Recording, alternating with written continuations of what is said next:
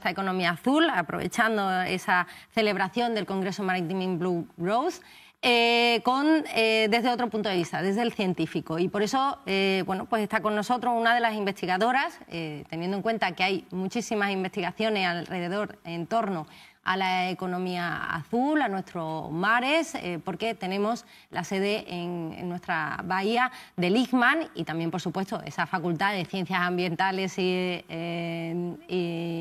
del Mar, aquí también en nuestra bahía. Y en este caso pues queremos hablar y vamos a hablar con Sara Haro, investigadora postdoctoral en el ICMAN, del CSIC, dependiente del CSIC. Bienvenida, muchas gracias por estar aquí. Buenos días, Almudena.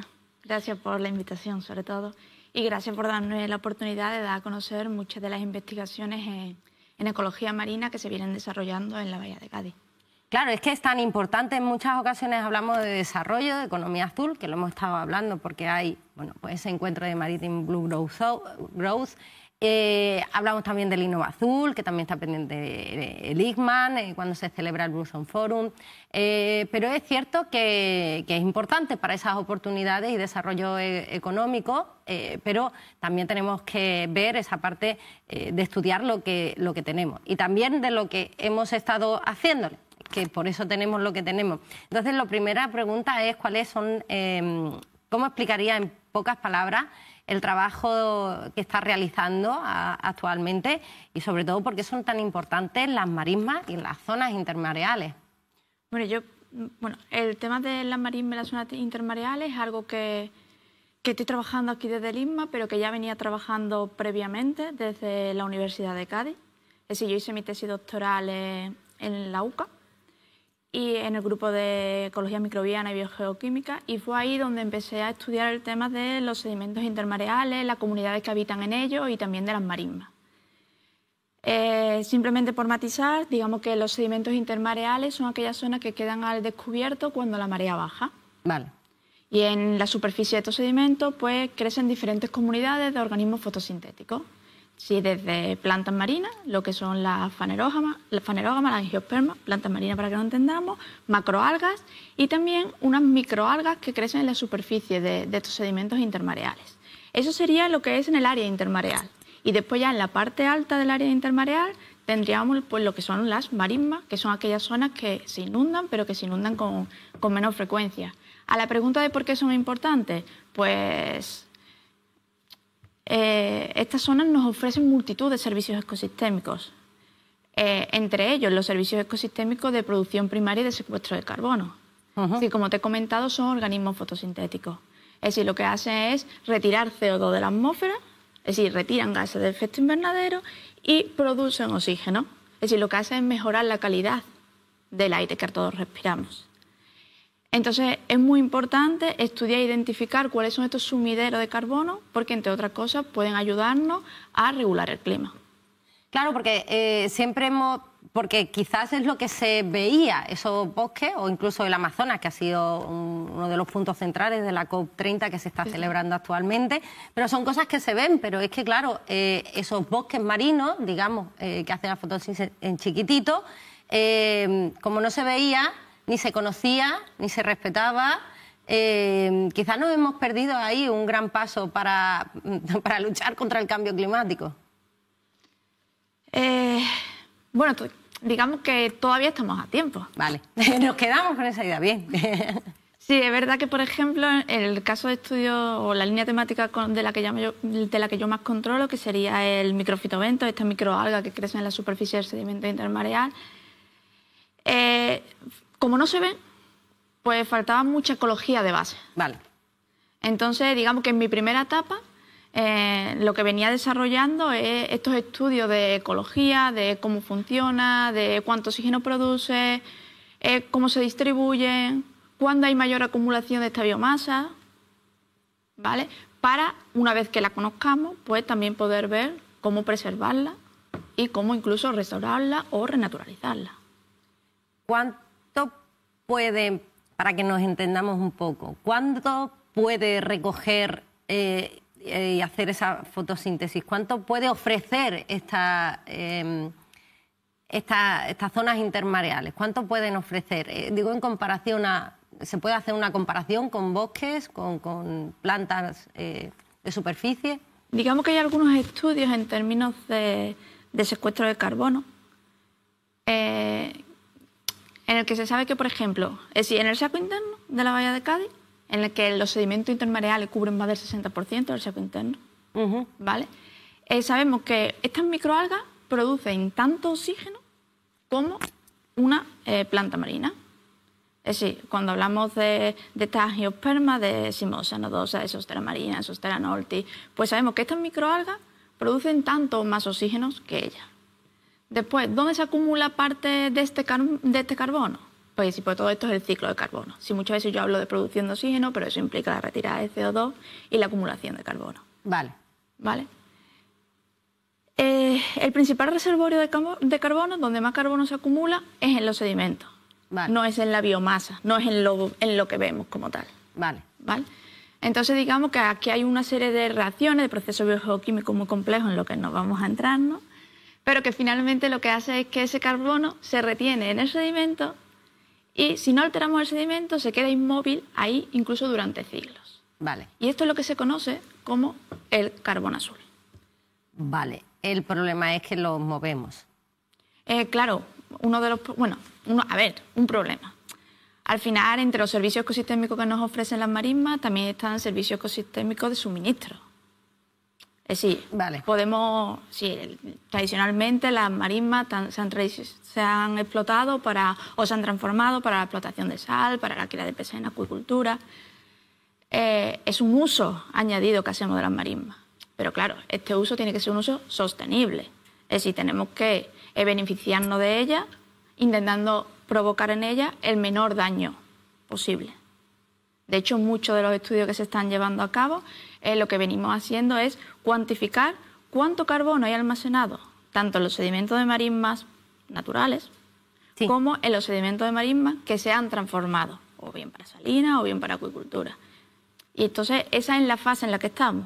Vamos a ver cuánto carbono están almacenando para identificar si hay alguna marisma que se haya transformado que hay que recuperar, o lo mismo, una forma sostenible de explotación de esta marisma transformada también sigue o no permite seguir manteniendo este sumidero de carbono. En este caso se habla de renaturalizar las marismas. ¿Qué significa esto? ¿Cómo se renaturaliza una marisma? Pues a veces es más fácil de lo que parece. Es decir, cuando hablamos de renaturalización, estamos hablando de restaurar un ecosistema, pero de forma pasiva, con una mínima o nula intervención humana. ¿Vale?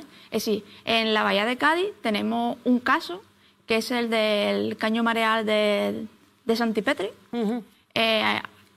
Fue, si no recuerdo mal, en el año 58, a la altura de La Corta, cerca de la marisma de las Aletas, se construyó un dique. Sí. Para impedir el flujo mareal, con el objetivo de desecar la marisma y destinar el suelo de esa marisma para cultivo para agricultura. Vale. Como había una alta salinidad, no crecía nada. Claro. Entonces, décadas después, en el año 2004, lo que se decidió fue eliminar ese muro, esa pared, de forma que el flujo mareal se recuperó. Vale. Entonces, una vez que se recuperó la dinámica natural de este flujo, las marismas, por sí solas, sin hacer nada, fueron recuperándose. De hecho, para hacer este estudio nos hemos apoyado en imágenes satélites, ¿vale? En este caso fueron imágenes de Landsat, que estas son las imágenes de la Agencia Espacial de Estados Unidos, sí. Pero lo bueno de estas imágenes, a pesar de que no tienen una alta resolución espacial, que de esto podemos hablar ahora más adelante, es que se lanzaron a finales de los años 80. Entonces, en el caso de este estudio, en el que la marisma se desecó en los 50, pero la pared, digamos que se eliminó, el dique se eliminó en el año 2004, hemos podido hacer un estudio desde 1994 hasta la actualidad, hasta 2024, en el que a través de estas imágenes satélites hemos visto cómo se ha recuperado esta vegetación de marisma. Claro, y ahora lo que nos preguntamos es cuántos años de este proceso de recuperación, de renaturalización, se requiere para que la marisma recupere esos servicios ecosistémicos que nos ofrece, como el del secuestro de carbono. Creo que hemos estado viendo esas imágenes efectivamente de recuperación. Ha hablado de una de las herramientas que también nos han descubierto algunos de los investigadores que han pasado por aquí del ICMAN, y es las imágenes de satélite. Ha hablado del Landsat, pero el Sentinel-2 también lo ha utilizado en su estudio. ¿Qué tiene de especial este Sentinel-2? Sí, el satélite Sentinel-2 es el satélite que pertenece al programa Copérnico, el programa de la Agencia Espacial Europea. Es un satélite cuyas imágenes te las puedes descargar de forma gratuita. Tiene una resolución espacial de 10 metros, es decir, el tamaño del píxel son 100 metros cuadrados, frente a los 900 metros cuadrados que nos ofrecía Landsat. Es decir, estamos hablando de, si tenemos un píxel, pues estamos hablando de 10 por 10 metros. ¿Vale? Entonces, estos satélites se lanzaron en el año 2015 y podemos tener una imagen en la Bahía de Cádiz cada 5 días. ¿Qué pasa? Que con carácter retroactivo, es decir, podemos retroceder en el tiempo y poder estudiar qué pasaba hace prácticamente 10 años. Entonces, sí, por ejemplo, cuando te comentaba que había estado estudiando en el saco interno de la Bahía de Cádiz esta microalga que crece en la superficie del sedimento, sí, los sedimentos intermareales en la Bahía de Cádiz son súper fangosos. Es decir, es muy difícil trabajar en ellos. Si tú llegas al campo, vas a muestrear, vas a tomar tus muestras y te hundes. Entonces, ello requiere un esfuerzo. Ello hace que obtener estos datos sean caros, por así decir. Y te permite, pues en nuestro caso, íbamos a muestrear una vez cada 3 meses y muestreábamos en 2 áreas muy concretas. ¿Qué es lo que nos ha permitido las imágenes Sentinel-2? Pues nos ha permitido escalar esa información que tomábamos en un punto tan concreto a todo el saco interno, ¿vale? Y encima pudiendo estudiar no solo un año, sino estudiando desde 2015 hasta la actualidad. ¿Y cómo se pasa de estas imágenes que vemos a un mapa real de distribución de algas o de sedimentos? Pues muchas de estas, las comunidades fotosintéticas, digamos que tienen una firma espectral como que es única. Es decir, cada comunidad fotosintética emite un espectro de reflectancia u otro. A partir de ese espectro de reflectancia, digamos que nos permite entrenar una serie de algoritmos con las imágenes satélites para identificar cuáles son esos píxeles que tienen presencia de determinadas comunidades fotosintéticas. Entonces, en el caso de la microalga, yo voy al campo, mido su firma espectral, desarrollo un algoritmo con las bandas espectrales de la imagen Sentinel-2 y al final esto me permite identificar dónde está el alga. Y nos permite cuantificarla y nos permite hacer estudios, tanto en el tiempo como en el espacio. Digamos que uno de los avances que se hizo en este campo durante el desarrollo de mi tesis doctoral y en estancias posteriores fue que con el trabajo de campo observamos que los picos de biomasa de estas microalgas, la mayor acumulación de microalgas, se observaba en invierno. Mientras que todos los estudios venían diciendo, sobre todo estudios del sistemas templados del centro y del norte de Europa, venían diciendo que los máximos de biomasa se observaban en verano. Claro, nosotros llegamos a esa conclusión con trabajo de campo, pero como todo el mundo o todos los estudios venían diciendo lo contrario, pues siempre te queda la duda. Al final, gracias a estas imágenes Sentinel-2, analizamos una serie temporal más completa y vimos que efectivamente ese máximo de biomasa en invierno se repetía durante una serie temporal de 8 años. Entonces, esta es una de las utilidades de estas imágenes Sentinel-2. Ha dicho que cada una de estas comunidades tiene, vamos a llamarle un brillo especial. Sí, llamémoslo así, queda mucho mejor, de hecho. Sí, porque quedamos que tiene un brillo especial, particular y concreto. Hay unas que están teniendo un brillo muy especial, pero además muy evidente. Son las mareas doradas. Estamos hablando de la alga invasora. En este caso, ¿qué impacto está teniendo? Porque lo que también se está estudiando es qué impacto está teniendo esta alga en estas microalgas que hacen nos ayudan contra el cambio climático. El alga invasora no está ayudando a que se reproduzcan, ya no solo el ser humano. ¿Qué está haciendo esta alga invasora? Bueno, este alga, al ser invasora, A nivel ecológico, sí, lo que está suponiendo sobre todo es una pérdida de biodiversidad.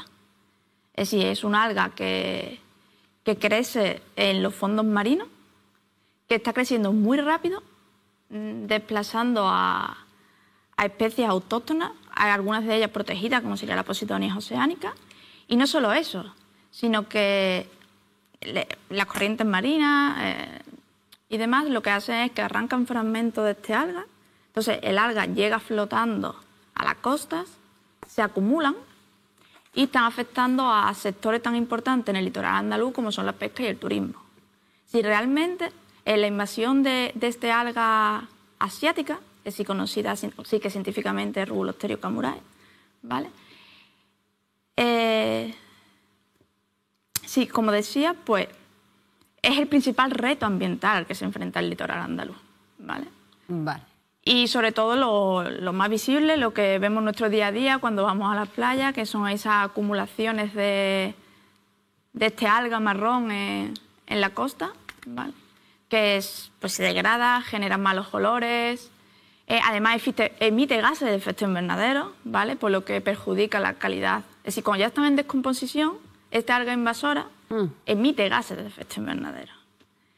Y también supone importantes costes de limpieza. Es decir, digamos que ahora mismo lo que se está haciendo es retirar mecánicamente estas acumulaciones de alga invasora y ello conlleva importantes costes. Entonces, pues la idea es desarrollar herramientas que nos permitan predecir cuándo van a llegar a esos ribazones, por ejemplo, para eliminar el alga, para recoger el alga antes de que llegue a la costa. Eso podría abaratar los costes de limpieza y además nos permitiría obtener una biomasa de mejor calidad desde el punto de vista de la revalorización. Pero bueno, legislativamente eso es un punto que aún está en desarrollo y está por ver. Bueno, hemos tenido recientemente buenas noticias, es decir, ya se puede realizar algún tipo de acción. ¿Qué efectos tiene en las marismas esta alga? Porque siempre hablamos de las playas, pero en las marismas, en las zonas intermareales, no sabemos realmente, bueno, es algo a lo que... Bueno, en las marismas realmente a lo mejor llega alguna ribazón, pero no es el principal. Sí, no creo que este alga esté perjudicando sobre todo a la marisma. Sí, el mayor impacto se produce en el fondo marino. Y sobre todo porque está alterando nuestras redes tróficas, está afectando muy gravemente a la pesca, ¿no? Y digamos que si a la marisma en este caso a lo mejor llega alguna ribazón, no deja de ser una especie invasora, es decir, si está afectando a la cadena, lo que pasa en el fondo marino afecta también a lo que nos llega a nosotros. Pero en el caso de las marismas, bueno, no creo que sea el mayor impacto. Por ahora no es el mayor impacto, pero el cambio climático sí está afectando a las marismas y a las zonas intermareales. Bueno, el cambio climático está afectando a todo. Bueno, a todo, sí. Estamos en noviembre en manga corta, sí. Sí, de hecho, ayer por la tarde lo que apetecía era irse a la playa. Bueno, el cambio climático es una evidencia científica. Es algo que vienen desde hace... cuando dice un experto que es una evidencia científica, que el cambio climático existe, ¿vale? Eso es sí, es algo que desde hace décadas ya se viene sabiendo. Ahora ya estamos siendo conscientes de cuáles son algunos de los efectos y de cómo el cambio climático empieza a cambiar nuestra vida. En el tema ambiental o en el tema que estábamos abordando, por ejemplo, de la alga asiática, entre los efectos del cambio climático pues, se encuentra el aumento de la temperatura en la superficie del mar o de que estén alterando un poco las corrientes oceánicas o tengamos eventos extremos cada vez más fuertes, fuerte viento. Es decir, por ejemplo, el aumento de la temperatura es probable que este alga pues, se sienta más a gusto o esté proliferando más rápidamente. Si no llegó por el cambio climático, pero puede que el cambio climático esté permitiéndole estar pues, en zonas en las que no debería estar muy a gusto. ¿Cuáles, además del cambio climático, obviamente, y ver esas consecuencias, cuáles son, ya se nos va acabando el tiempo, cuáles serían los desafíos científicos a los que se enfrenta en esta investigación ahora en desarrollo? Bueno, a nivel general, yo diría que dos de los grandes... Bueno, el principal reto de la ciencia es ese avance científico. Pero hay otros dos retos importantes. Uno es la divulgación científica, es hacer llegar a la ciudadanía qué es lo que hacemos y por qué es importante invertir en ciencia. Y el otro desafío sería cómo hacer que nuestros resultados científicos lleguen a la política, lleguen a la mesa de negociación. Por ejemplo, desde el punto de vista de la teledetección, uno de los objetivos que nos venimos planteando desde el Instituto de Ciencias Marinas de Andalucía es el desarrollo de herramientas, de software, pero que sean amigables, que sean fáciles de utilizar. ¿Vale? Que generemos un algoritmo que diga cuándo va a haber una mayor acumulación de alga asiática y que el gestor ambiental o gestor de costos o la administración competente pueda utilizar esa herramienta para él saber cómo actuar o para que esos resultados se establezcan en planes de actuación que permita a las administraciones actuar. Y yo creo que ese es un reto importante, es decir, hacer llegar los avances científicos a la ciudadanía y, por otra parte, a los planes políticos, pues digamos que cerraría el ciclo, ¿no? Que haría nuestras investigaciones más completas.